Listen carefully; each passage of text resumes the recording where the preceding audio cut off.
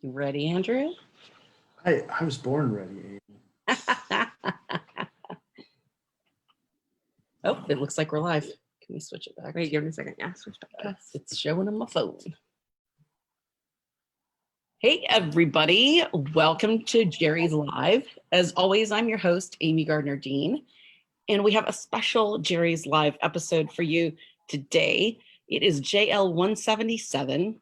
So we're using Sennelier extra fine oils. We're using some of Sennelier's green mediums, and we're using Raphael and Isabey brushes. Is that correct, oh special guest star? That is accurate, absolutely. So with us today, we have probably one of the coolest people that I've ever met in the art industry, Andrew Cook. He is the, don't shake your head no, because you are. He is the artist educator for Savior-Faire, which is a California company that imports exceptional European brands like Sennelier, like Isabey, so many more to choose from. So Andrew is always been really cool about being on our show. It seems like a couple times a year, isn't it? Indeed, indeed. And this time it has been a little bit sad because we did not have Art of the Carolinas here where we get to see Andrew in person and hang out with him at it. And all of our shows have been Zoom with you this year, but at least we still have you. So that's been wonderful. And every time you come, you bring like really tremendous educational, like beautiful nuggets of education to the viewers about products and just about art history in general. Because, you know, so many people are like, there's this famous painting and this famous person that painted it, but there's never the talk of the supplies that got them there. And I think a lot of artists miss the point in that great artists don't just come from not great supplies. So you've got this really awesome show for us, and I'm going to turn it over to you in just a second. Now, for the viewers, we weren't live last week, and it was because of a little bit of a COVID scare for me and my family.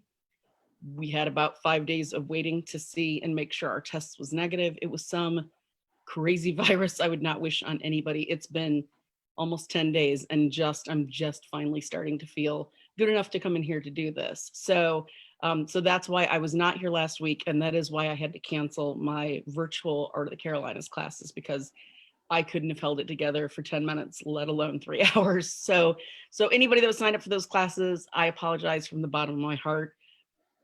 It would have been horrible. So I apologize, and thank you guys for being understanding about that. So without further ado, I want to get to Andrew and all of the really awesome, cool stuff that he's got planned for us. If you want to look at any of these items, either during the show while we're talking or afterwards, you're going to go to the jerrysartarama.com website.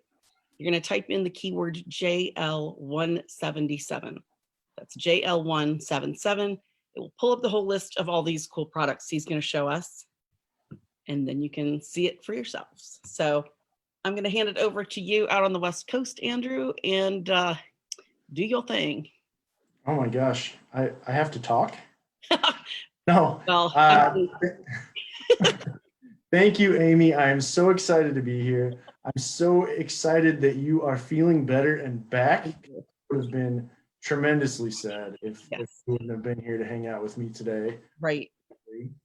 But I'm glad you are, and now we can have a little bit of fun together.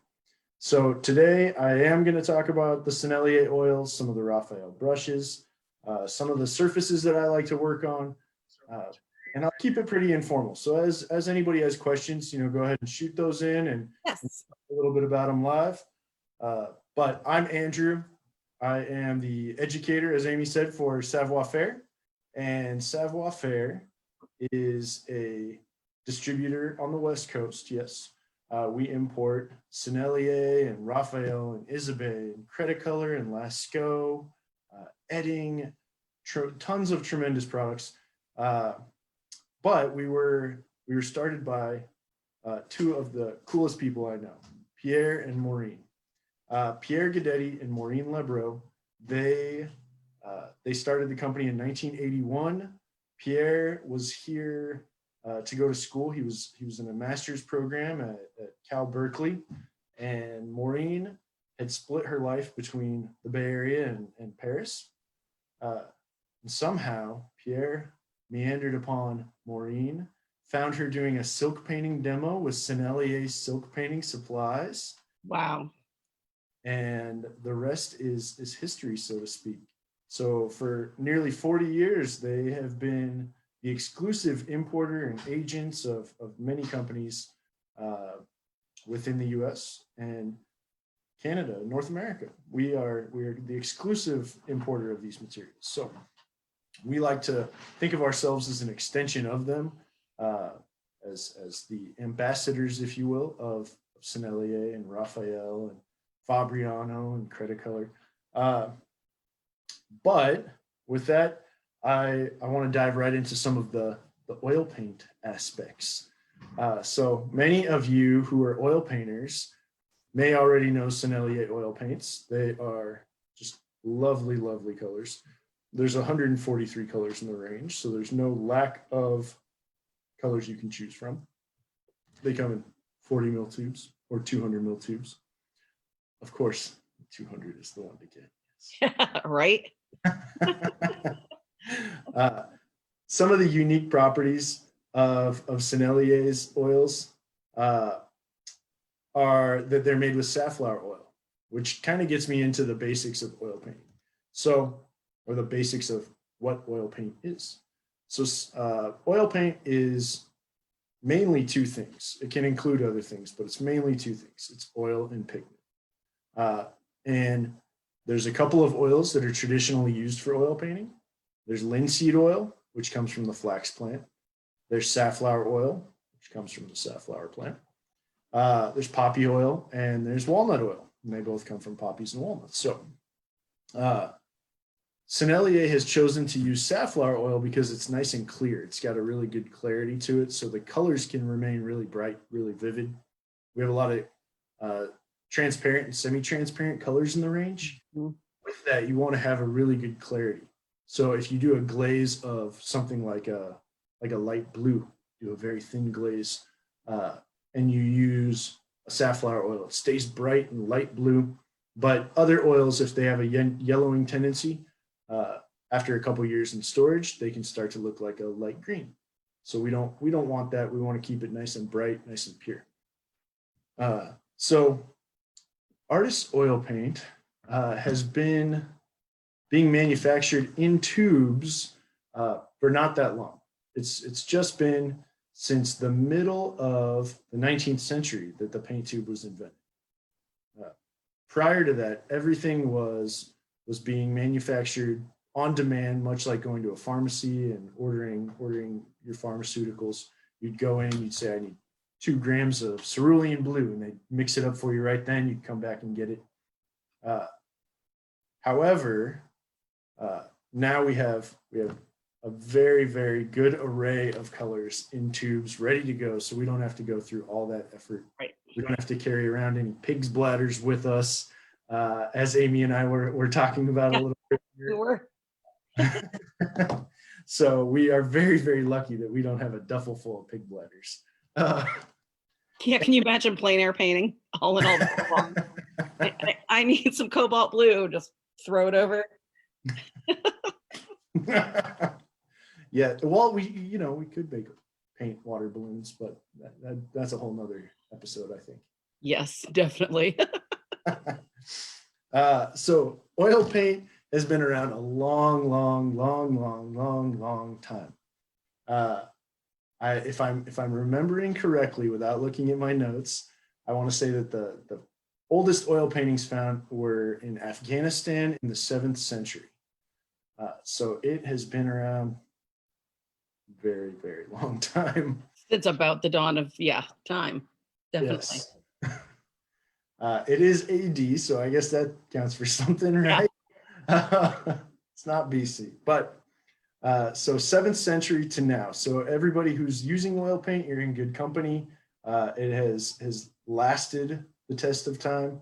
If you have not used oil paint and you're interested in trying it, I'm going to talk to you about some things that are going to make it a little more accessible to you, maybe not seem so out of reach, because there are some aspects of oil painting that can be a little daunting for those of us who have not done it before. Now, by the Renaissance, oil painting had gained in popularity so much that it virtually replaced the most popular painting methods at the time, which was egg tempera painting, tempera painting, dry pigment painting. All of these things had been virtually replaced by oil painting, and that's why many of the Renaissance masters, now when we go to museums, we see their oil paintings, oil on panel, oil on canvas, wide array of surfaces they were using it on. But by the Renaissance, they had really developed kind of these tried and true techniques.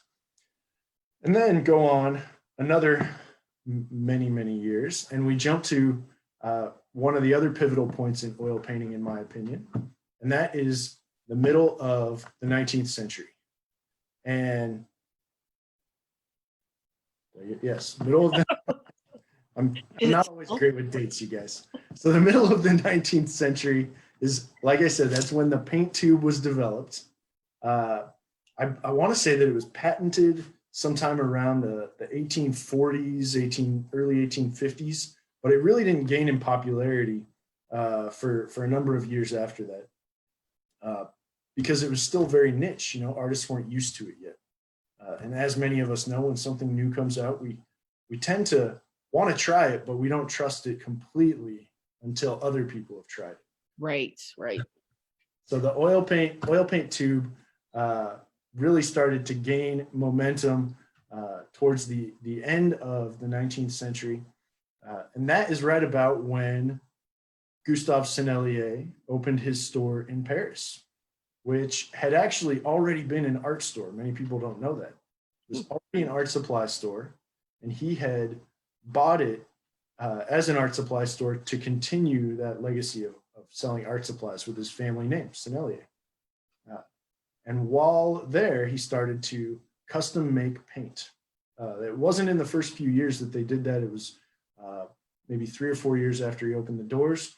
It started to custom make oil paint and watercolor paint for their clients, who are now many, many famous artists that fell into the French Impressionist group.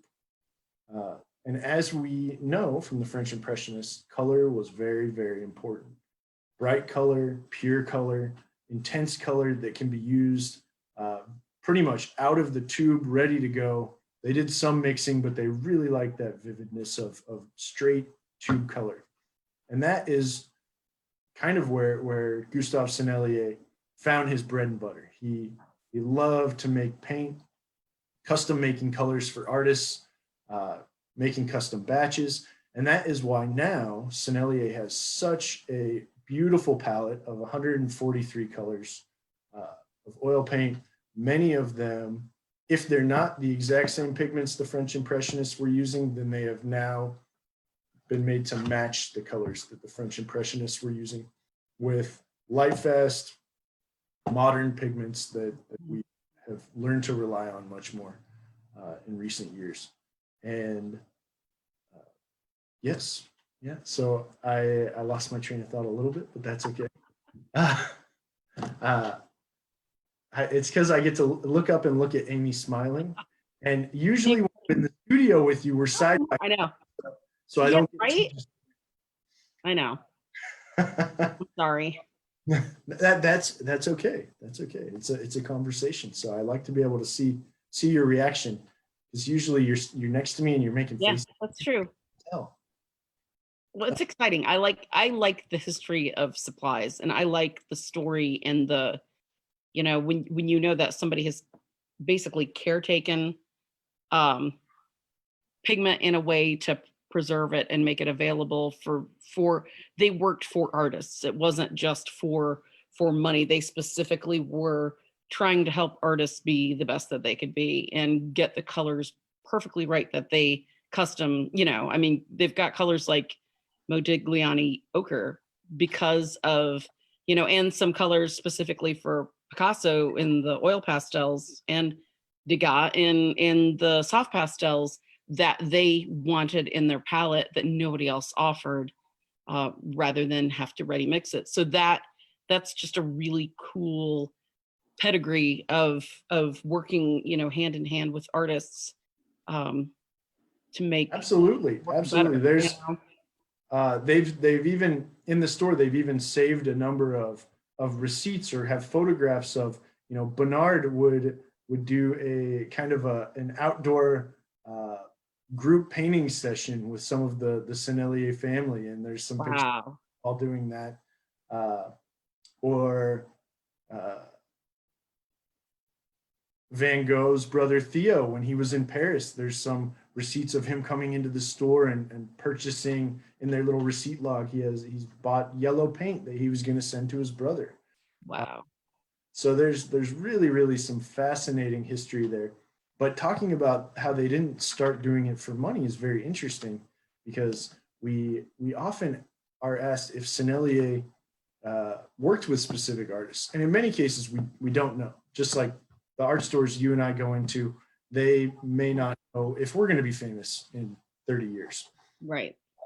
But they always cared more about the color and the purity in making the paint than they did about the money that they were taking in necessarily. I mean, they had to turn a profit or else they wouldn't be here. Right. But they were often asked if the Sennelier family has an extensive collection of paintings, and they don't. That's one of the reasons we're still here, is because there were a lot of paint makers at the time. As I mentioned, it was like a pharmacy. So there were, Right. think about Paris as the Right. capital of art at the time. Right. Dozens of places artists could go to get their paint. And of course, some shops were known more for some colors and others more for other colors. But I'm told that a number of those shops would kind of sacrifice or trade for the paint. So, you know, an artist who was starting to make it big would come in and say, "Oh, I don't have a lot of cash right now, but I'll give you this painting if I can have some credit towards paints." And of course, those shops that, you know, it may have been an artist that didn't make it big, and so they went bankrupt, or it could have been an artist that made it very big, and so that bought their retirement. Right. But Sennelier is the only store in Paris that is still there doing exactly what they started doing. And we're very proud of that. And it's been a family of chemists since the very beginning. So I mentioned Gustave Sennelier started the store. He was a chemist by trade, and he began mixing paint, making paint. His son, Henri, took over the business, and he was also a chemist. So he worked very hard to develop new products. You had mentioned the oil pastels. He developed the oil pastels for Picasso in the 1940s. And then his son, Dominique, took over, and Dominique is still alive and well, goes into the store in his retirement a couple times a week. And Dominique worked very hard on things like the oil sticks and some of the acrylics and things like that we depend on now. And now Dominique's daughter, Sophie, runs the store. So we're in our fourth generation of the Sennelier family, taking care of the artists of Paris, and we are lucky enough to get to bring it here to our studios. And I jumped around on my notes. That's okay. That's all right. I'm just excited for the color. I know that you've got 3 types of vermilion there, and that's a color that a lot of people don't know very much about. Let me swatches, and I was very excited. I will show everybody the vermilion you're talking about so they can see what we're doing. And so I did this. Sorry, my light. Let me turn down my light a little bit. Get the glare. Is that a little better? That's perfect. Okay, still a little glare, but that will survive. All right, so Sennelier is one of the only companies I know that really puts a lot of attention into this particular color, vermilion. Vermilion's a very historically significant color. It's been around for a very long time, and there's lots of different iterations of it. So some of us may know the color cinnabar. a byproduct of mining for mercury, if I'm remembering correctly. I think you're right. Somebody correct me if I'm wrong. I'm pretty sure it was mercury. I think you're right. It was quicksilver at the time. And cinnabar could then be refined into vermilion. They would process it and it would turn into this black lump. And then they would grind it in water, kind of cleaning the pigment as they went. And the longer they ground it, the brighter the red would get. So vermilion became this really, really intense red, and it was very, very important because there was not really a good red at the time. There was matter-based reds, which would fade relatively quickly, and there were earth-based reds made out of,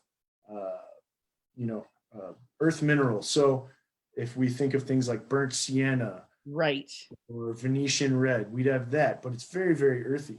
Well, So and matter would be bright for a while, but because it was dye-based, it would fade pretty seriously. So, and it was very transparent, so you'd have to glaze it a number of times to get any kind of opacity to it.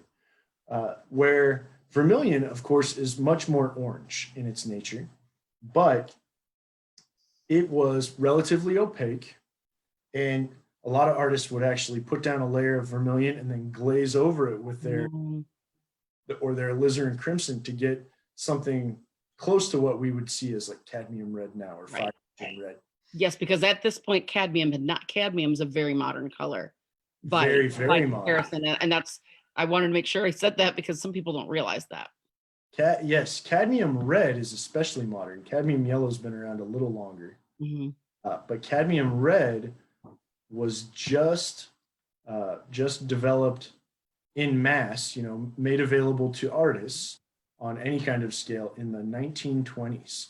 So prior to that, and there's people alive from the 1920s. So prior to that, red was not an easy color to make or work with. But vermilion changed that quite a bit. As you can see, there's a number of different ways that people can perceive vermilion.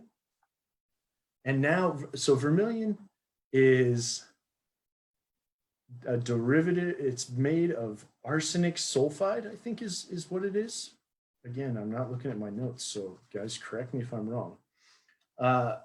And so it's very, very toxic. Right. Or it was, I should say. Yes. Very, very toxic. Prior to now. Prior to modern paint making. Exactly.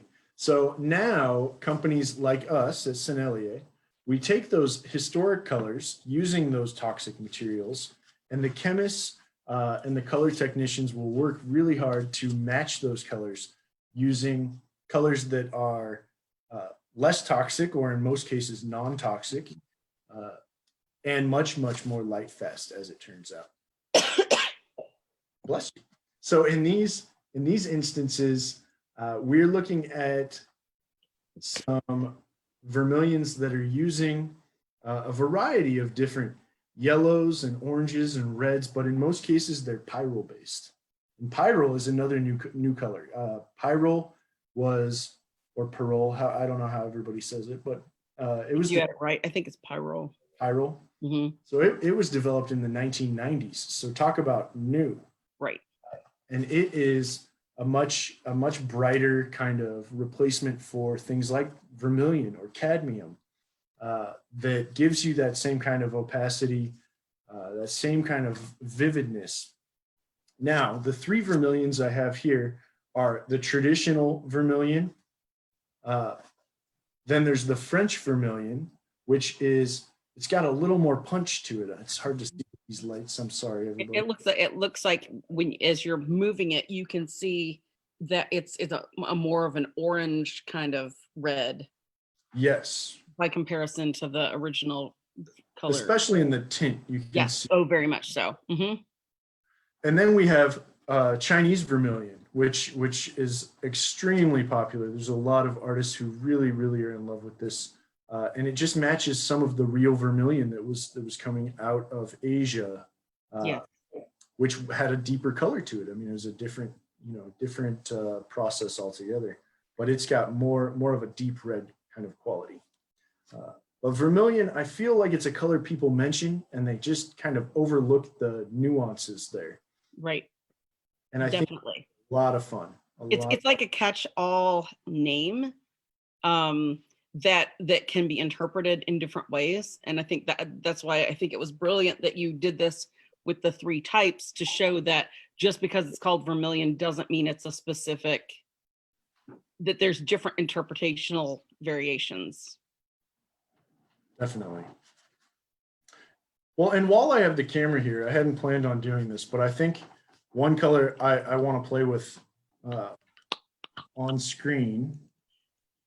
You just wanted to see me be very happy, didn't you? Oh. Is Sennelier's Cobalt Blue. It's number 307. And Sennelier makes an extremely, extremely unique cobalt blue.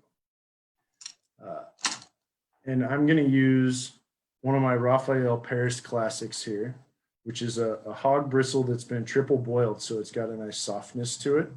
And it is extremely similar to the brushes that the French Impressionists would have been using.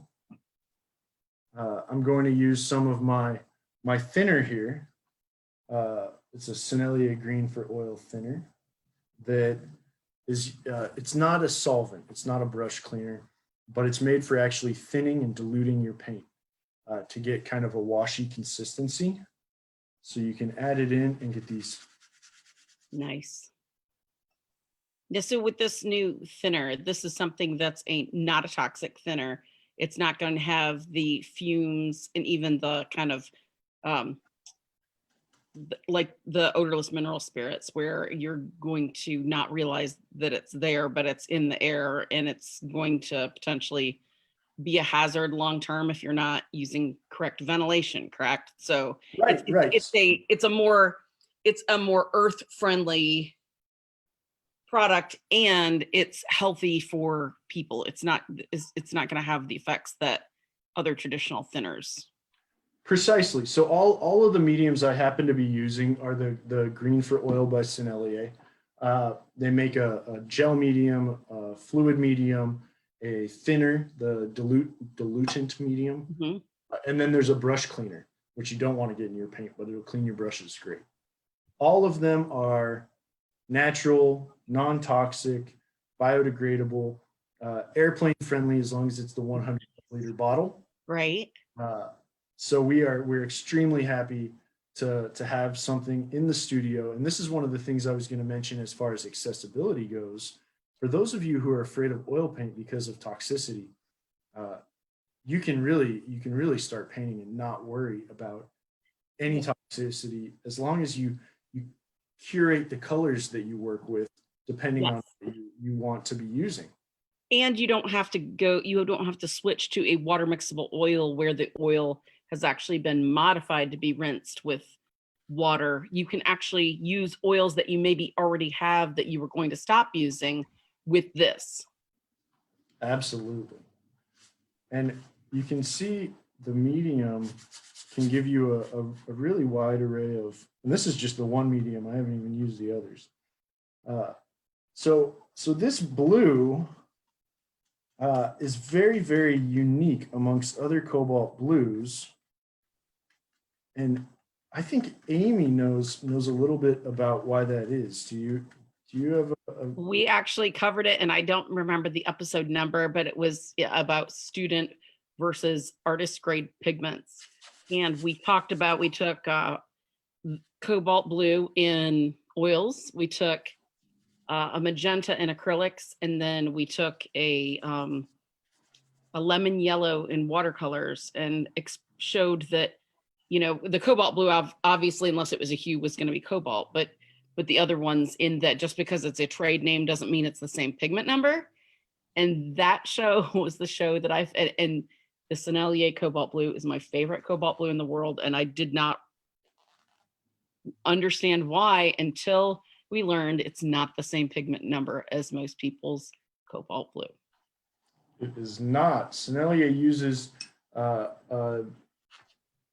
let's see. It is called Cobalt Blue. It is PB72. It's still a cobalt. It's just different than the It's regular. just a different one the than most people PB. choose to use. I know. And it is the way that we mill it, the way that they process it. It's just so vibrant. It's something closer to what you'd expect from a synthetic color almost, Yes. but utilizing that cobalt pigment to get there. It's very, very punchy for a cobalt blue. Yes. Very punchy. It's very to me reminiscent of in medieval art, the blues of that were the, the traditional lapis lazuli in Mary's coats, Yeah. I think it shows up a little to me. The lighting that you've got going on is not as accurate as what the color looks like in person. It's a deeper blue, but it's just how lighting is, unless you've got like crazy expensive. I need a professional studio. Don't we all in COVID times, It's No, but at least better than my other studio where I have fluorescent. I'm not. I'm more pointing out that this looks actually lighter than it does in real life, in first person. That it's this just very, just that little kind of bluer, deeper, kind of punchier color. It's just miraculous. It's what, and you know what? And I think in looking down at my phone, I think it's the Zoom screen that you and I have. Because on my phone, it looks like that really deep kind of violety blue that I know it for. The medium is making it very wet too, so I wonder if it's impacting some of it. Because in person, it is very, very deep in this area here, but I can see the brush strokes when I look at the screen. Yes. Yeah. Yeah, so it's much deeper on the try it yourself. Facebook. Right. No, it is, and you know what? That was the first time I ever talked to Pierre in person. We had a conversation about this color, and then he made me video it for his children for some reason. it was very funny. That's good. But yeah, it is a beautiful color, like no other. So, and I also wanted to comment on, you're using Fabriano paper, watercolor paper, that you have done an acrylic primer too, correct? I am indeed. So one of my favorite surfaces to work on, as those of you who watched me on my last episode with Amy know, I'm a big fan of the Fabriano Artistico. Regardless of the fact that I import them and distribute them, I just think it is a beautiful paper, and I really enjoy working on it. So one of the things I do, I work with watercolor, gouache, acrylic. I work directly on the paper. Behind me, that's an egg tempera painting directly on the paper.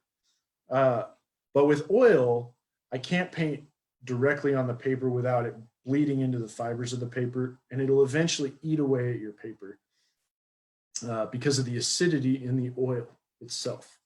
All oil paint has acidity to it by nature, which is why when you buy a canvas from the store, it's bright white. It's been pre-primed, pre-gessoed for you. If you buy panels, they're either primed or gessoed for you, or you prime them or gesso them yourself.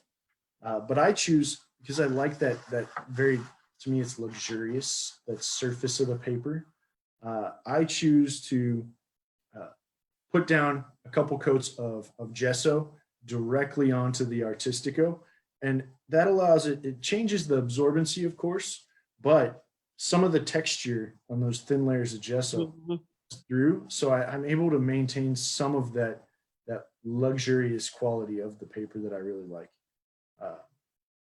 And it just feels nice, but also for those of us who are incredibly prolific, not me at the moment, but I try.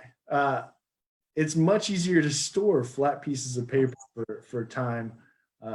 If you're working on developing your skills, it's much easier to create sketches on paper, create quick little paintings, quick studies, quick color tests, and to store it for later than it is to try and keep a 100 stretch canvases around.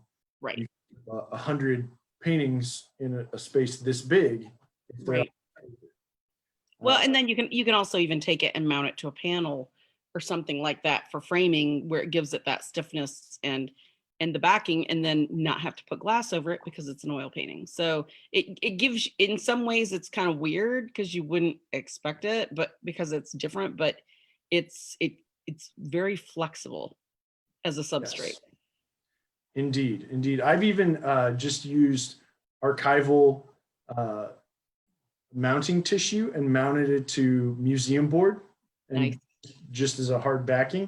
So Mm-hmm. you can keep it relatively cost friendly, budget friendly when you're framing a show this way, as opposed to having a bunch of custom stuff done, or custom mats. You don't even need mats.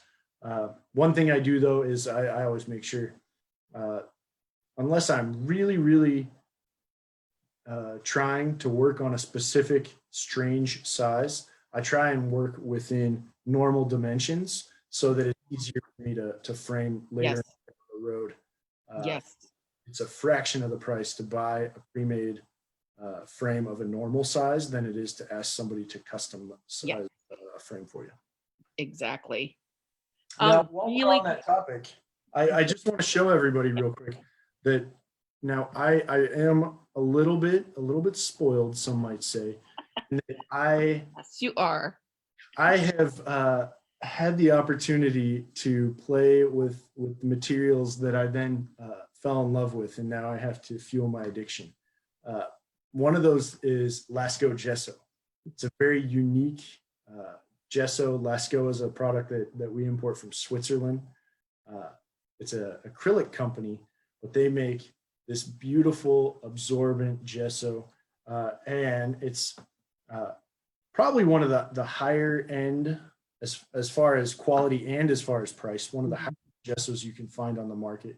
But I find that I don't need as many layers, so it is worth every penny to me.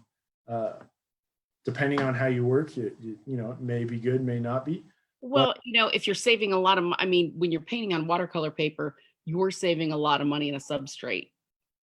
Whether it's, you don't have the stretched canvases, you don't have the shipping, especially if you're doing something larger.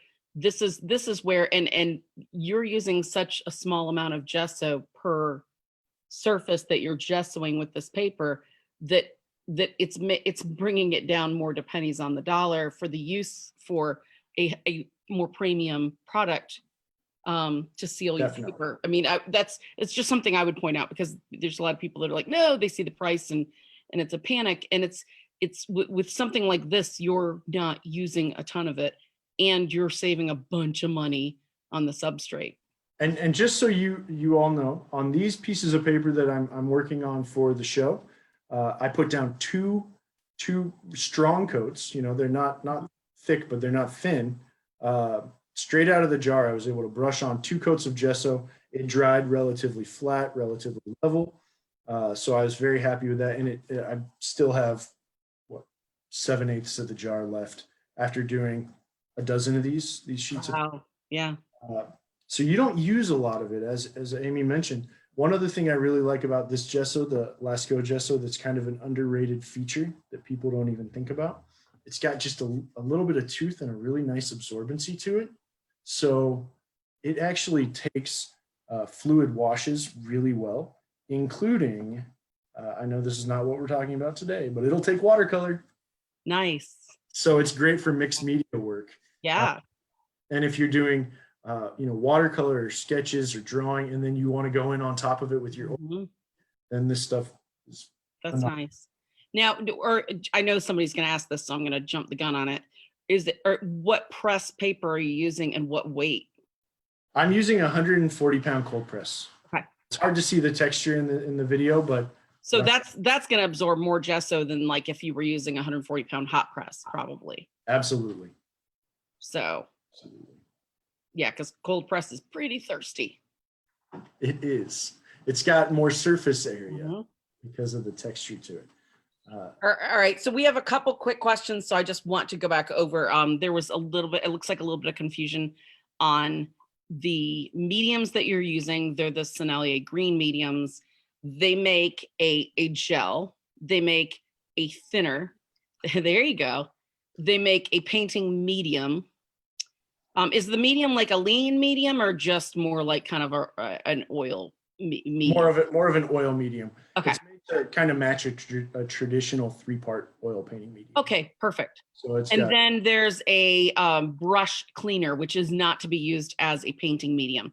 Now, somebody wanted to know if the gel medium was anything like liquid, which it's probably not because it's safe, which liquid is not. Liquid is going to be your petroleum based, like a plastic basically that you're using to make your paint dry quicker. Does that gel make your paint dry quicker? Or it is not. Similar, but not. None of these are well, with the exception of the thinner, and that's just because the viscosity is changing so much. Right. But none of these, the traditional medium or the gel medium, neither of these are going to make your paint dry quicker. Yeah. If you're using, if anything, they'll dry just a touch slower, but at about the same rate, from what I find. So if you're using, say, a burnt umber and it usually dries overnight, it's still going to dry overnight. Okay. Using a dioxazine purple and it takes 10 days to dry, it's still going to take close to 10 days to dry. Right. Or ivory black or yeah. But I think it's more that it's a safflower oil base, which safflower dries a little slower than linseed. But there's the clarity of it that offsets it. So yes. Okay. Well, I just wanted to make sure that we explained what that was, because I knew that. So the gel medium, yes, it doesn't dry faster. As far as viscosity, though, it may be similar in feel to liquid. It's got a little bit of slipperiness. Yes. But it doesn't dry as fast. It's not going to start to get sticky on you. If you come back a few hours later, you'll still be able to work nice. With your palette. But depending on the color, you come back the next day, it might have started to tack up already. Okay. Good. Thank you for covering that. Oh, very good question. And one of the other things I wanted us to play with, and maybe we just dive right into it, is you and I, Amy, were talking about all the different black paints that artists can find now. And there are so many different black paints. So how do we choose? I know a lot of us, if you've gone to school, if you've taken a class, your teacher tells you which one and you don't think twice, you just pick that one and you never go back.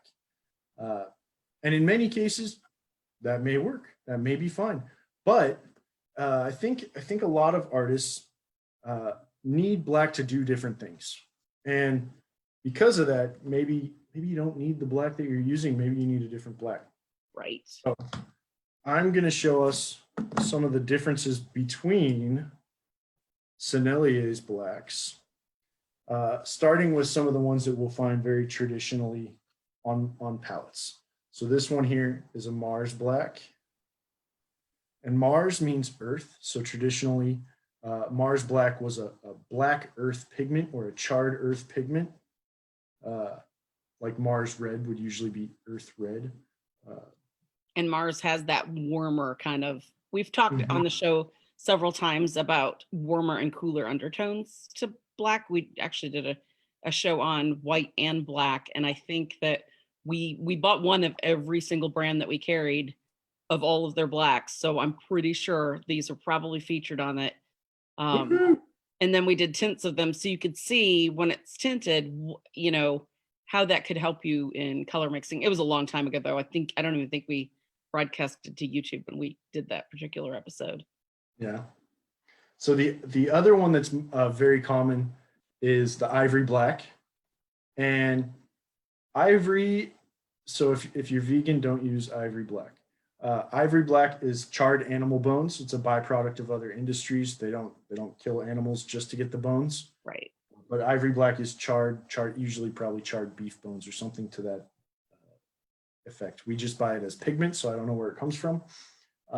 But traditionally, ivory black was a purer form of bone black because they were taking the ivory tusks and charring the ivory tusks of elephants and using the charred tusk, which was a very pure animal bone black. Now it's just called ivory black. There's no ivory used ever anywhere.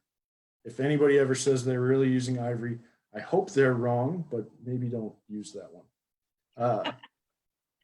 Then one that is less common now is peach black, and peach black is a less common black. It's a little bit more on the gray side of things.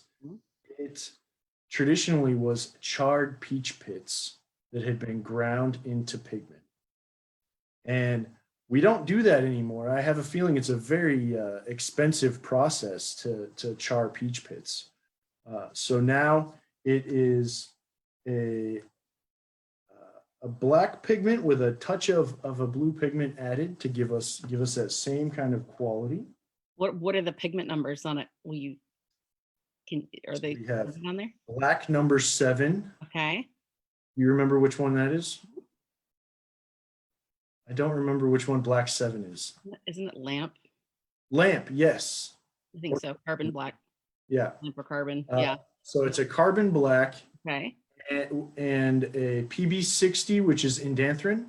Oh, okay. Nice. Indigo my favorite. And indanthrene is like a really rich kind of ultramarine color. I love that. Yeah, it's almost like a deeper, almost like indigo kind of. Yes. And then another color that a lot of us overlook that I consider a black, and many people do, is Payne's gray. And Payne's gray, again, is a mixed black. We have some carbon, we have some of that indanthrene, and then we have some violet added in. Some nice. PV19, is that manganese? No, it is it quinacridone? No, I'm gonna have to look. Hold please. You continue and I'll look because now I want to know. PV19. I will continue because the other one that I also consider a black is neutral tint, and not everybody makes a neutral tint either, and ours is very unique. It's very violet, and it again is a blend.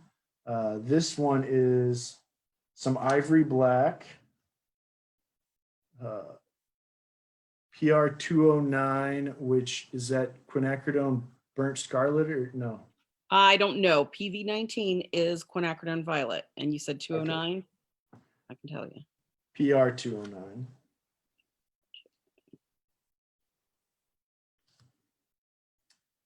I know we're getting into the nerdy stuff now. I hope everybody's sticking with us. If they've come and seen us talk before, they are.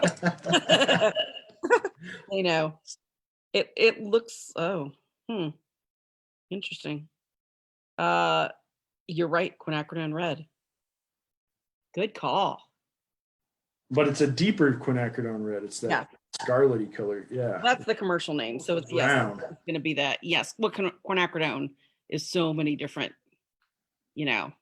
variations. So now, one thing that I'll do other than just adding a tint, I want to add the tint so you guys can see what the color does.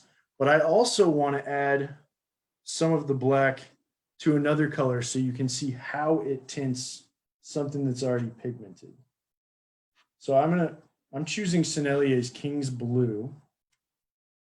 I hope that was on our list. It might not be, honey. No, it was. And our King's Blue is more violet than most.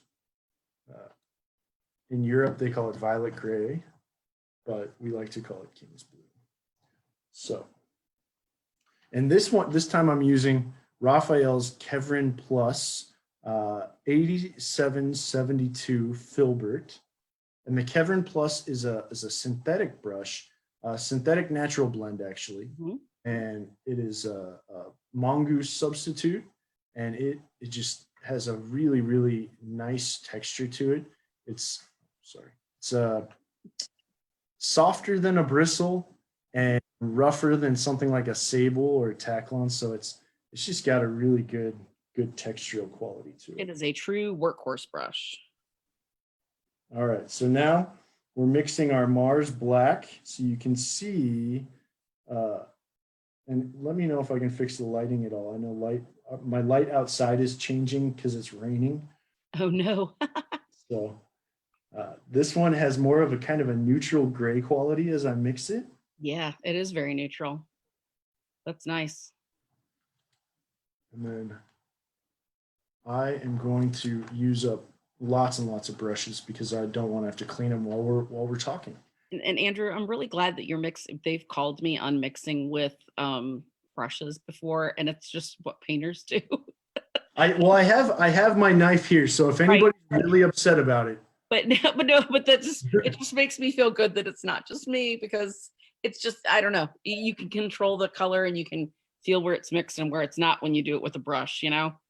The trick to mixing with your brushes is one, knowing that your brushes aren't going to last as long, and two, cleaning them really, really well at the end of the painting session. Yes. Your brushes right.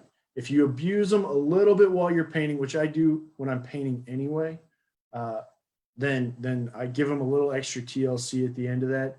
Put a little bit of a brush cleaner in there. Put a little brush restorer in there. Let them sit, and then I can usually bring them back to life. But at the end of the painting session, I make sure to get all the paint out from around the ferrule. Mm-hmm.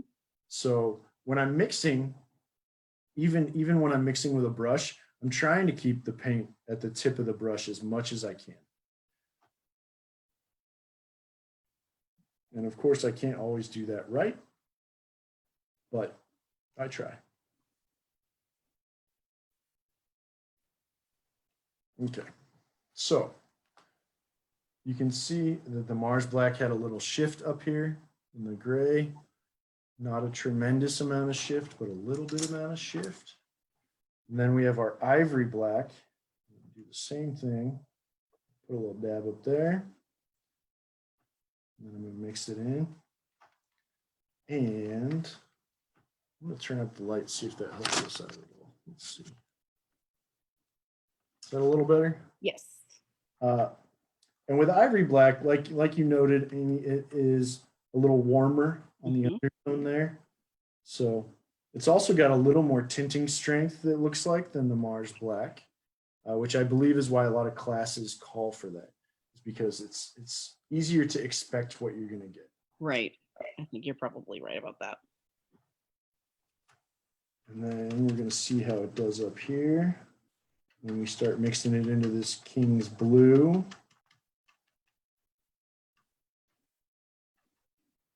And again, it's got a little bit more tinting power to it. Yeah, definitely.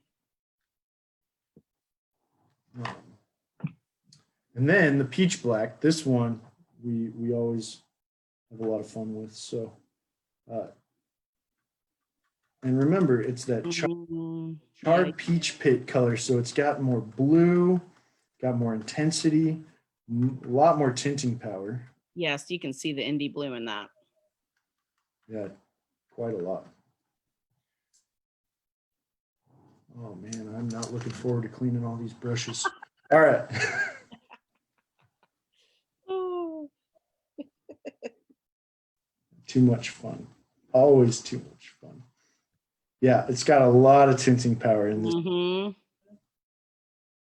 That carbon really jumps in there. And then we got our Payne's Gray. And remember, Payne's Gray had a touch of violet to it. Right. So let's see how that now, as they're doing you're doing this, we've talked about tinting strength. When, you know, and shade, you know, the strength of a pigment. And I think this is a perfect, what you've got from left to right so far. You can really see a much weaker shade, you know, the strength of that black on the left, and then the further you're going towards the middle, which this may change now, but you know, that peach black has a lot of power to it. That's still got some good power right there too. This Payne's Gray, it's still, I think it's that carbon plus that indanthrine, right, that really punches it up a bit. And you know, it's one of those colors that sure, you could buy those separately and mix it in your studio, but the purity that you get from the way they mill it in the actual paint factory, I could never replicate that in my studio. Well, and the percentage, you would waste a lot of paint trying to get that percentage right, you know? Yeah. And this is one of my top 10 colors. This is actually the color I use on my palette daily. And this is neutral tint. I have color. Oh, I use it in place of black most all of the time. Though I do use a little bit of all of these sometimes. It's nice next to when it's next to where it's very warm compared to the left is very cool, you know? Yes. And the neutral tint, you know, I hear artists tell me that it's very, very useful in shadows. Yes. And I can see how that will work really well, but I think it's useful everywhere. It is one of my like top 10 favorite Sennelier watercolors. I use it on almost everything that I've ever painted. It's so unique too compared to other people's neutral tints. Actually, I was doing some plein air painting with a buddy of mine a couple weekends ago, and I did a quick sketch of him as he was painting, and I'll show you guys that because 90% of this painting is done in neutral tint. Nice. So it's just a nice charcoal study and lots of neutral tint. So these are the colors that I consider black. They act as really nice darks, really nice neutrals, but I honestly, I was a little surprised. This is the first time I've done them all in a row together. And that peach black, I'm really, really impressed with that. So I think I am going to have to get a big tube of that. And I think I have a little more space here. So let's play with two other colors that I think are also underrated. One is cool gray. And this one, you see I have it in a big tube. It's because this color, I use so much of this color. And this, I mean, let's see. I'll show you how much I use. A lot of this color. So this is Sennelier's warm gray. Beautiful color. It is one of the top colors that we sell, partly because I think Pierre and I both like to talk about it. For those of you who are not familiar with Pierre, but you've heard Amy and I both mention him a handful of times, Pierre and I, well, Pierre, I hold the camera, but Pierre and I do a weekly live ourselves on Instagram. So if you're on Instagram on Friday afternoon at 2 p.m. Pacific, make sure to tune in, see who we're talking to that week. We do some really fun interviews with some artists friends of ours. We have a lot of fun. So, but it's not like just some Joe Schmo that's down the street. You guys have some crazy, just amazing people on. Well, some Joe Schmo. No. We have a lot of our friends on. Last week we had Diana Corvell, a really good friend of ours. She's a phenomenal artist who does these miniature paintings in gouache. Prior to that, we've had Alexi Steele, we've had Shayna Levinson, we've had the Art Sherpa is a good friend of ours. She's come on a number of times. So we have a lot of fun. Amy, we have to have you on there. We do. Okay, let's do that. Yeah. Oh. I have an idea we'll have to talk about offline. But. Okay. Right. Then you would have the Joe Schmo. So I'm just saying. No, that I think, I was actually thinking about that the other day as I was eyeballing this beautiful dog painting in the hallway of our office, and I was thinking, we need to have Amy on. I forgot about that. You guys do have that there, don't you?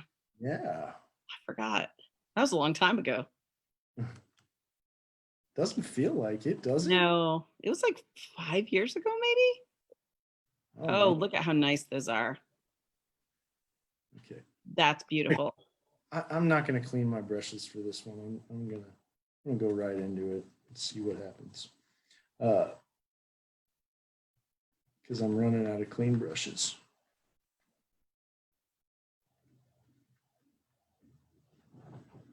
So See how that, okay, so anybody that does landscapes or seascapes, they should be looking at these because, or snowscapes, this is where that warm and cool gray can come in huge handy. It's a great tool because look at how that can look like shadows on snow or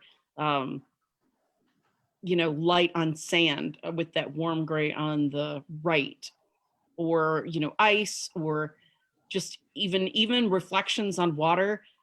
Don't use white. There's not that, it's use something that gives you some shimmer and shine. Use a light yellow, use some of these, cooler, a cool gray in a kind of a shadow under a tree. I mean, these are so versatile. And rather than having, like you said, you got that giant tube, rather than having to mix that up by hand yourself every single time, you can just squirt some down and there you go.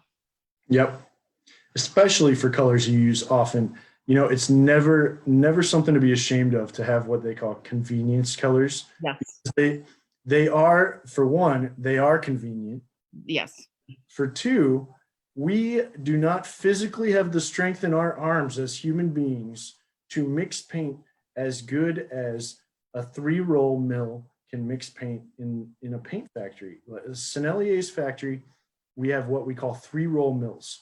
And what it does is it's three cylinders, they're big, that are made out of granite, because if you do steel, it heats up too much. So the granite stays nice and cool, and they throw the pigment and the oil mixture in there, and one roll rolls forward, the next one rolls backward, the next one rolls forward. So as it's pushing through, it's moving in kind of a wave, and it gets pressed between those rolls, and it kind of smashes it really hard. So no matter how many pigments, and this is debatable, some people will want to debate me, I'm sure, but you can virtually throw as many pigments in you as you want in there, and if it's milled well and milled right, over the right period of time, you can get it to react like a single pigment, because at a molecular level, you've created enough combination, enough mixing to make one homogeneous blend. Now, if it's not milled enough, or if it only goes through there, once or twice, you might get a lot of granules. It may look gritty. The light is supposed to pass through the paint. That's how we see the color. The light passes through the paint and back at us. So if you don't mill it right, when the light hits it, it won't pass through cleanly. And so we will perceive that as mud. Right. Why a lot of us think that too many pigments creates mud, because if you and I try and make it on our palette with our limited arm strength, right. We can't do it, and we do create mud. We don't squish stuff hard enough. Right. But if it's done right, that's why something like this warm gray, like I said, one of my favorites, one of our most popular colors. It looks, even right here where I scraped, you can see how clean it looks. Mm-hmm. Yeah. And it has, it's like 3 or 4 different pigments in it, make that color. But it responds much like we'd expect to see a single pigment color, where it's just nice and clean. Yeah, that's a very good point. It's definitely a very good point. Now and it's not true in all cases. If you see 4 pigments on a tube, not every tube is created equal. There may be mud in a tube. There may be something added to that paint that's creating an optical block, like an additive. So it may not look as bright or as clean. And that's where, as I mentioned Pierre again, as Pierre tells me every day, just if we're starting out as artists, or we're not painting professionally, we're not making thousands of dollars off our paintings yet, then we still want to use the best materials we can find, that we can afford. And that is because he said, as Pierre mentions, it is not that because we are not a Michelin chef, does not mean that we're going to go out and buy rotten tomatoes for our salad. We still want to use the best materials to get the best flavors we can, the best perceived outcome. And painting is very, very, very, very much like food. We're mixing, we're blending, we're trying to create the right flavor, the right brightness, the right qualities to make ourselves happy and hopefully the people around us happy. Well, and I think, and that goes to the when I used to talk to customers and they're wanting to upgrade, then they would, lament that that the professional paints were so expensive. In sticker shock, comparing one tube to another, possibly. But the amount that you're going to have to use out of that professional one, that's the pure pigment with oil versus the student grade that on mass tone is going to look similar initially. You've got things like inert pigments like silicas that help extend that pigment out to so they're not using as much pigment. They might not be using the same pigment, and then it's being kind of extended or adulterated out to make it less pricey to do. If you like Starbucks, I always use the Starbucks analogy, which I love Starbucks because I'm a coffee junkie and did work there once. So that creates like a crackhead for coffee. I'm just gonna say, but if it came down to my paint or 2 or 3 Starbucks a week, I could buy a tube of Cobalt blue for what I might spend, in less than a week on coffee drinks. So it comes down to where can you either cut from another budget that's kind of senseless, but that you're gifting yourself as kind of like a treat. This is a treat that will pay you back in dividends because it's going to make you a better artist, like overnight by comparison, just because you're using better quality materials. So that's just something that I always encourage other people to consider, even if it's just buy a tube or two to try and see what the difference Start slow. is. Yeah, start slow. You don't need to buy everything at once, but you can work from a limited palette in the beginning if you like. You can start with just 3 colors. You can do color experiments with just 2 tubes of paint, but then as time permits, little by little, you get everything you ever wanted. Yeah. And that's how I treated brushes. I would give myself 1 brush every month when I started working at art supply store. Yeah. And now I have plenty of brushes. That's now, awesome. I get new brushes when I replace old brushes. That's awesome. Well, okay, so you had this really beautiful slideshow of a lot of historical stuff, and we don't have time for it. I know. Well, okay, but just very quickly to finish this off, because I'll stay as long as you want, Amy. Well, no, I would too, because you're there, and I really, this type of knowledge is really priceless as an artist, to be able to have access to somebody like you that can give them this knowledge that's, you'd have to watch a lot of other YouTube videos to find, right?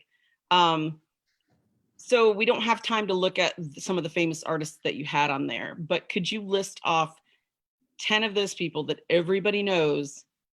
There were a lot of people. You can list 10 that I can. Sennelier. Okay, and then the assignment for everybody. We're doing a show next week that's just our holiday gift guide. So, but I want people to at least give us some feedback while I'm telling them about the holiday gift guide. I want them to take at least 3 of those artists, and I want them to just put it in the Googles, right, and hit image search. And I want you to see, with 3 of those artists, you're going to be able to see the consistency of color from what the Sennelier palette is, right, that they have, where you're going to start recognizing just the way those colors are made are very specific. So if you can do 10, I'll count them off too, if that makes okay. So I'll start with some fun ones. One of my favorites who use some of our oil paint, but she also used watercolor. She used pastel. Mary Cassatt is an American artist who lived in Paris on the Seine. And we actually were a part of, Pierre was a part of, presenting her set of pastels that were still in a Sennelier wooden crate to the National Gallery in Washington. That's So awesome. they have her Sennelier pastels box. It's a giant. Right. She had to bring it over on a boat. They didn't have planes. So they have, and it wasn't in the US yet. She had to go to Paris, buy it, bring it over on a boat. Wow. But it is a beautiful set. So Mary Cassatt. That's one. All right. And then Cezanne was a very well known. Look at his Chinese greens, emerald greens, great colors in there. Ultramarine blue, he was a big one of that. Oh, the all of the kind of the tropics paintings all are very obvious. Mary Cassatt, I know we have limited time. I'm sorry. Mary Cassatt, by the way, was a big fan of Cobalt blue. Okay, and then we have Degas. Yes. 3. Of course, Monet. 4. We'll jump back to the U.S. We have John Singer Sargent. My favorite. Yeah. We have Bonnard, Pierre Bonnard, Picasso. They worked on developing the oil pastels, Picasso in the 1940s, but that means he was familiar with the Sennelier store. I can only imagine what else he was getting from there. You can see a lot of the Sennelier blue in that blue period. He was also living in Paris for a time. Let's see, who else do we got? You want me to jump into some more modern ones? Sure. Yes. Think cake. Well, we do have yeah, that's a good one. Our good friend, truly a good friend. Yeah. Thibault. Yeah. Just turned 100 this weekend. What? Yes. And I just read an interview that he gave on his birthday, but he had to cut it short because he was on his way to the tennis court. So he's not going anywhere quick, I guess. No, that's amazing. I'm glad for it. So you got 2 more. Two more. That's a good challenge. That's a good challenge. You mentioned Modigliani. Yes. I don't know if that paint was made specifically for him while he was alive or if it was modeled after the colors that he would use.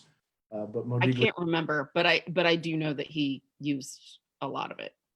And he frequented Paris, so it would not be unusual for him to have shopped in this. And then, Georgia O'Keeffe is a good one. Georgia O'Keeffe. There you go. Everybody knows Georgia O'Keeffe, so maybe throw out an 11. Okay, I'll give you one more.